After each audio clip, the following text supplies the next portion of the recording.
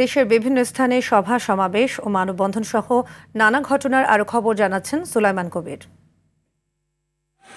চট্টগ্রামের আনোয়ারায় ট্রাফিক শৃঙ্খলা, ফুটপাত দখলমুক্ত ও ময়লা আবর্জনা অপসারণে অভিযান চালিয়েছে পুলিশ। উপজেলার চাতরী চৌমোহনী বাজারে এই অভিযান পরিচালনা করা হয়। পটুয়াখালীর রাঙ্গাবালিতে বিস্ফোরক দ্রব্য আইনের মামলায় আওয়ামী লীগের ৮ নেতাকর্মীকে গ্রেফতার করেছে পুলিশ। উপজেলার বিভিন্ন এলাকা থেকে তাদের গ্রেফতার করা হয়। ভৈরবকে জেলা ঘোষণার দাবিতে পৌর শহীদ মিনার চত্বরে গণস্বাক্ষর কর্মসূচি অনুষ্ঠিত হয়েছে। এ সময় ভৈরবকে ৬৫তম জেলা ঘোষণার দাবি জানায় ভৈরব জেলা বাস্তবায়ন ফোরাম।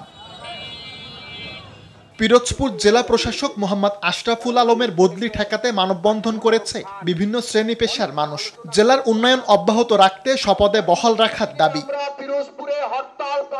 ব্রাহ্মণবাড়িয়ার আখাউড়ায় গ্রাম্য পুলিশ সদস্যদের মাঝে বাইসাইকেল বিতরণ করা হয়েছে।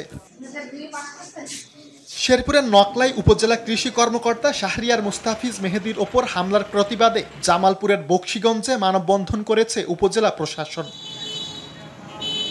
জামালপুরের দেওয়ানগঞ্জে বাবার বিরুদ্ধে প্রতারণার অভিযোগে সংবাদ সম্মেলন করেছে ৩ সন্তান। প্রবাসী ছেলের টাকা আত্মসাৎ করে অন্য নারীর পেছনে খরচ করার অভিযোগ তাদের। বরিশালের গৌরনদীতে ৩০টি মাদ্রাসার কুরআনের হাফেজদের নিয়ে হিফজুল কুরআন প্রতিযোগিতা অনুষ্ঠিত হয়েছে। পরে বিজয়ীদের মাঝে নগদ অর্থ, ক্রেস্ট ও সনদ প্রদান করা হয়। শরীয়তপুরের ভেদরগঞ্জে মেধাবী ও দরিদ্র শিক্ষার্থীদের আর্থিক সহায়তা দিতে মতবিনিময় সভা অনুষ্ঠিত হয়েছে। উপজেলা পরিষদের সভাকক্ষে সভার আয়োজন করে উপজেলা প্রশাসন। সুলাইমান কবির, RTV।